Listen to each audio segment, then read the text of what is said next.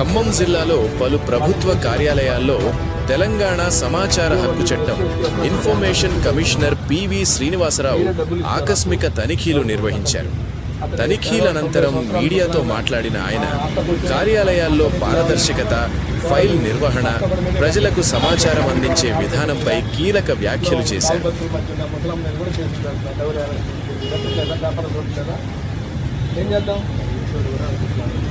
అది ఇంపార్టెంట్ కాదు, మనం రికార్డులో ఉన్నది ఇవ్వడం మనకి రికార్డులో ఆర్టీఐ చట్టం ఏం చేస్తుందంటే నిర్దిష్టంగా అడగమని చెప్తాం.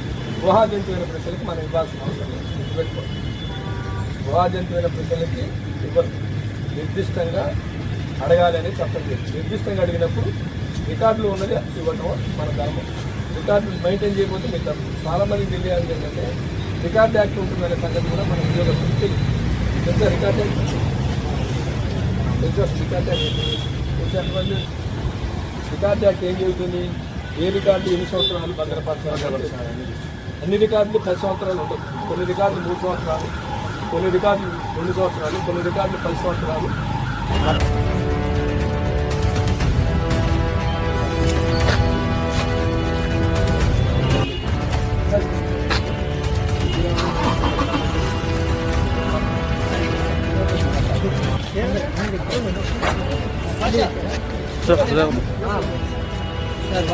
గారు ఉన్నారు ఆర్టీఓ ఆఫీసు. వీరు నిర్వహిస్తున్నటువంటి ఫైల్ సిస్టమ్ కానీ, ఫస్ట్ అపిలేట్ అథారిటీ ఆర్టీఓ గారు అపిలేట్ అథారిటీగా ఆయన హీరింగ్స్ కండక్ట్ చేయటం, వాళ్ళు 6(3) కింద ట్రాన్స్ఫర్ చేయటం కానీ, 6(1) కింద ఏమి ఇచ్చారు ఏమి ఇవ్వలేదు అనేటువంటి రిజిస్టర్ మెయింటెన్స్ వాళ్ళు పర్ఫెక్ట్గానే చేస్తున్నారు. కొన్నిటికి ఇంకా రిప్లై ఇవ్వలేదు అనేటువంటి రికార్డులో కనపడుతుంది. అలాగే 4(1)B సిటిజన్ చార్ట్ అయితే ఉందో 17 అంశాలతో కూడిన 4(1)B సిటిజన్ చార్ట్ అన్న ఒకటి ఉంటుంది.